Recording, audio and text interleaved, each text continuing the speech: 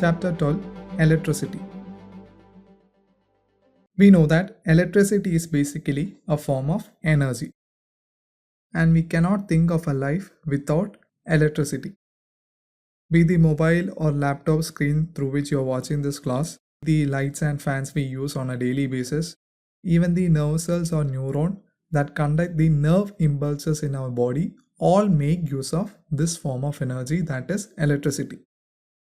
The source of all electricity is nothing but charge. So first we need to understand the concept of charge. Now in physics, we denote this charge by capital letter Q. And the SI unit of charge is Coulomb,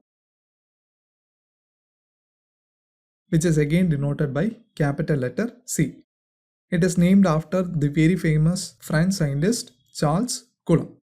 And in higher classes, you will study something known as Coulomb's law, which actually gives the force of attraction between two equal or opposite charges. We know all the matter is made up of atoms, and we have studied about the structure of atoms also. Let us consider this figure here.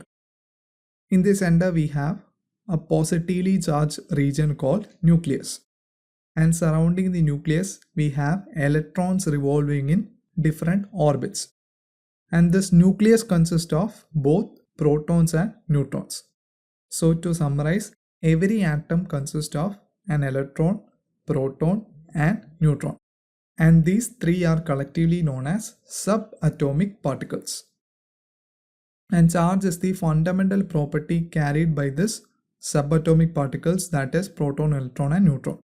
We know another kind of fundamental property, which is mass. If there exists a particular amount of matter, it is sure that it will have a certain mass. Similarly, charge is also a fundamental property. So let us write charge is the fundamental property of matter. Wherever there is matter, it will surely have a definite amount of charge. And we have conventionally fixed that charge of an electron is negative, while charge of a proton is positive. This is only by convention, because the early scientists which have encountered with these charges chose to assign negative charge to electron and positive charge to proton. If they assigned the other way around, we could have said that proton is negative charge and electron is positive charge. It is only a matter of convention. Important thing here to notice is that they have opposite charges. That's all. That means an electron has negative charge, a proton has positive charge. And in case of neutron, we can either say that neutron is chargeless or neutron is neutral in charge. That means neutron is neither positive nor negative. Now the symbol used to denote electron is E minus and proton is denoted by P plus, while neutron we denote it by N0. And we have a very fundamental value to remember here concerned with this charge of subatomic particles, that is given by the very famous scientist called Robert Millikan. So he was the scientist through his oil drop experiment quantified the charge of an electron. And charge of electron is given by 1.6 into 10 raised to minus 19 Coulomb.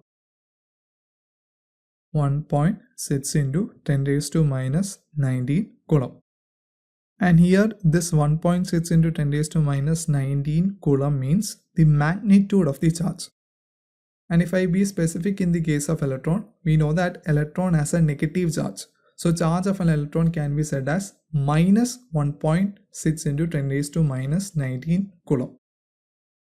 Similarly, charge of a proton can be told as positive 1.6 into 10 raised to minus 19 Coulomb. Next is properties of charges. Properties of charges. If I have two positive charges placed together, they will always try to repel each other. And similarly, if I have two negative charges together also, it will try to repel. While if you have a positive and a negative charge placed together, they will always try to attract each other. So from these three interactions, we can conclude the properties of charges as like charges repel. At the same time, unlike charges attract. And if we normally consider any body, it will be electrically neutral.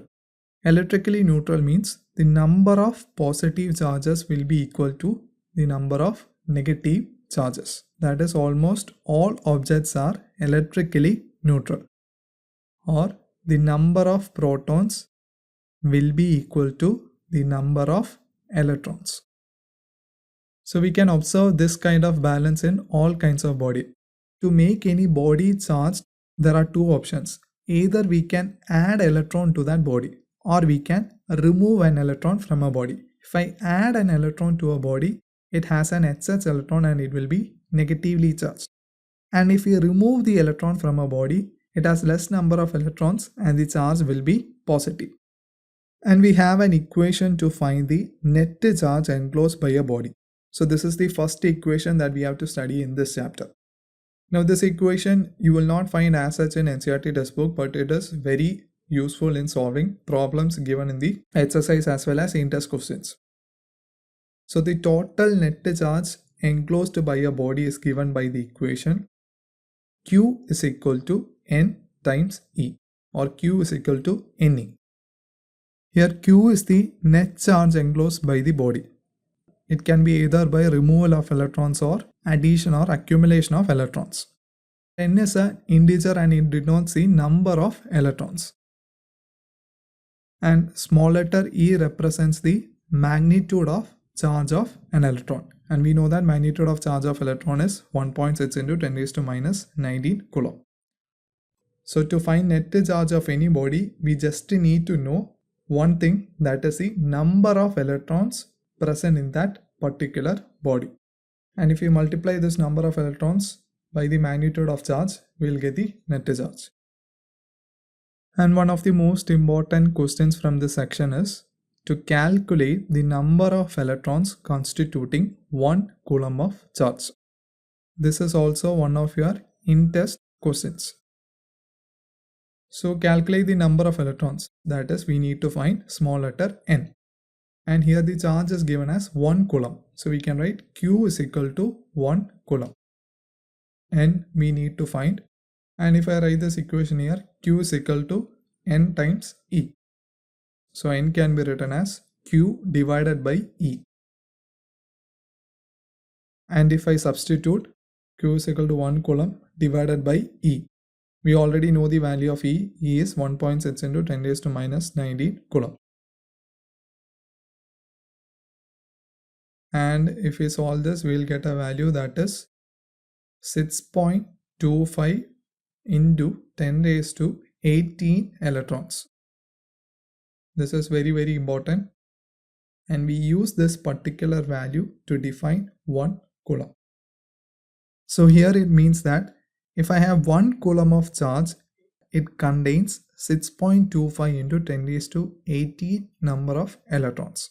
So always remember, 1 Coulomb of charge contains 6.25 into 10 raised to 18 electrons.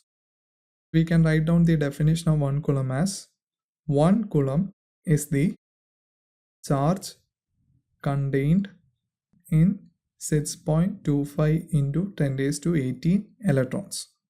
So in this video we have seen what you mean by electric charge. There are two types of electric charge. One is negative and positive charge. Negative charge we call it as electron. Positive charge we call it as proton. And the magnitude of charge of electron is given by 1.6 into 10 raised to minus 19 Coulomb. And finally we have also seen the definition of 1 Coulomb of charge. It is nothing but the charge enclosed or charge contained in 6.25 into 10 raised to 18 electrons.